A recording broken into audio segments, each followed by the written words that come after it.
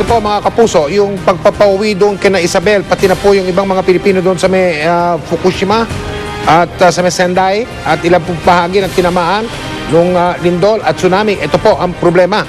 Problemado po ang mga tiga-embahada ng Pilipinas ngayon sa Tokyo, pati ng ibang konsulada natin sa supply ng gasolina ng mga sasakyan na gagamitin sa paglilikas ng mga Pilipinong katulad ni Isabel doon sa Sendai, Japan at iba pang mga bahagi ng Japan.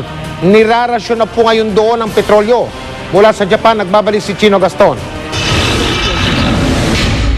Marami ang nangangamba dito sa Sendai City matapos marinig sa mga balita na mas tumaas na ang nilalabas na radioactive material mula na may sumabog muli sa may Fukushima Daiichi Power Plant kaninang umaga. Ang Sendai ang isa sa pinaka-apektado ng lindol at tsunami noong Biyernes. May layong tinatayang 100 kilometers ang Sendai mula sa Fukushima. Halos 2 oras ang biyahe mula Fukushima papuntang Sendai. Dahil di pa naman sigurado kung aabot ang radiation dito sa Sendai, pinayuhan ng mga residente na manatili sa loob ng bahay. Ang Philippine Embassy naghahanda na rin ng posibleng evacuation. Mahaba ang pila sa mga gasolinahan. Kahit pa 10 litro kada isang tao ang rasyon ng gasolina pwedeng ipakarga. At yan ang isa sa mga problema ngayon ng staff ng Philippine Embassy. Halos ubos na kasi ang mga tangke ng sasakyang dala nila at ng bus na pagsasakyan sana ng mga i-evacuate na Pinoy. Kaya't kung i-order ang evacuation, hindi agad makakalis ang grupo kasama na mga Pinoy at kami ang GMA News Team. Sarado rin ang Tohoku Highway na nagkakabit sa Sendai, Fukushima at Tokyo dahil sa pangamba ng radiation.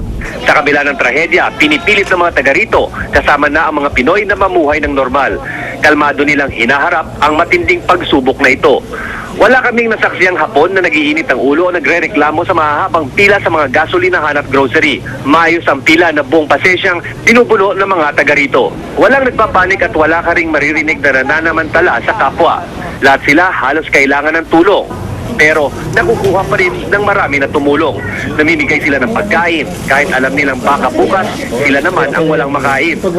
Halos lahat din ng nakausap natin positibo na makakaahon sila tulad ng pag-ahon nila matapos ang World War II.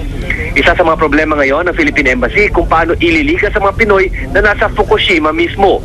Panawagan nila sa mga ito na magtungo na sa mga evacuation center. Doble pahirap pa sa mga ibig lumigas ang masungit na panahon. Kasalukuyang 0 degrees Celsius ang temperatura dito at umuulan.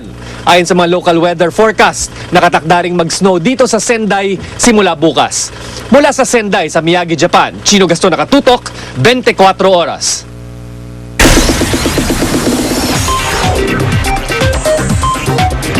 Chika Minute!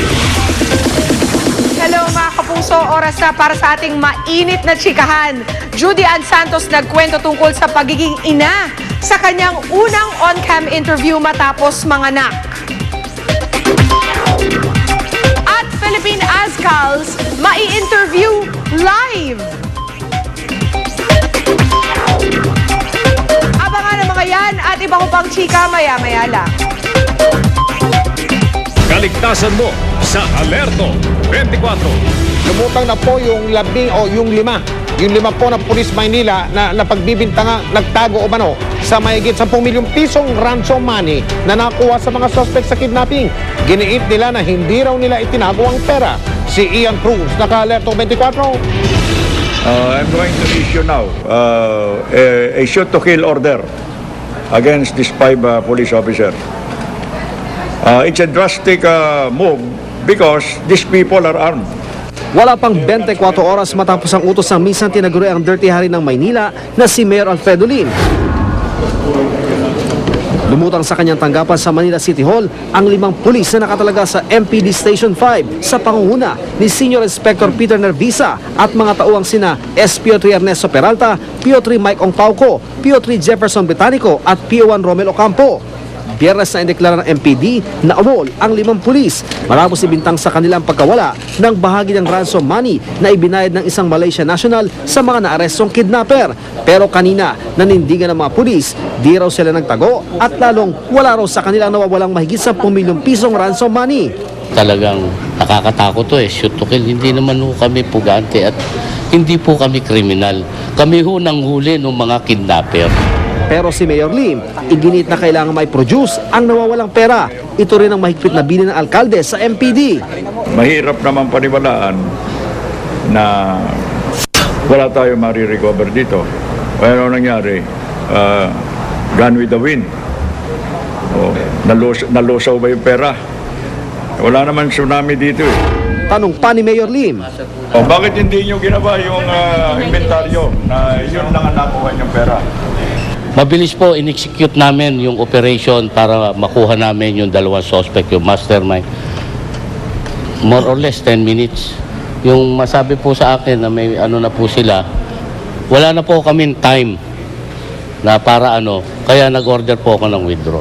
Pinaalam din kung bakit hindi agad nadala sa Station 5 ang na-recover na ransom money. Unang napaulat na 16.3 million ang ransom money pero 4.2 million lang daw ang naibalik sa biktima. Gayunman, lumabas sa investigasyon na 15 million ang nai-withdraw sa bangko mula sa account ng biktima. Ang 1.3 na dapat galing sa opisina ng biktima hindi na raw nailabas. Sa video ito nakuha ng CCTV ng hotel kung saan naaresto ang dalawang suspect sa pangingidnap, makikita silang kasama ng 5 pulis. Kapuna-puna ang bitbit na maliit na bag na isa sa mga pulis at ang maletang ito. Matatanda ang maleta sa video ang pinaglagyan ng bahagi ng ransom na isinuli sa MPD.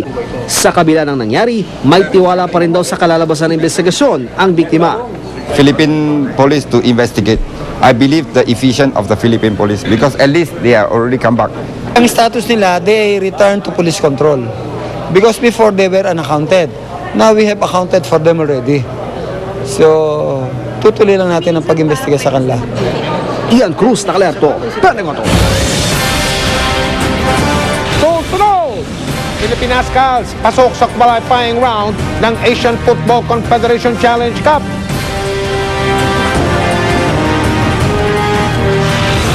Ilang sangay ng Bangko Pilipino sa Quezon City hindi nagbukas ngayong araw na ito.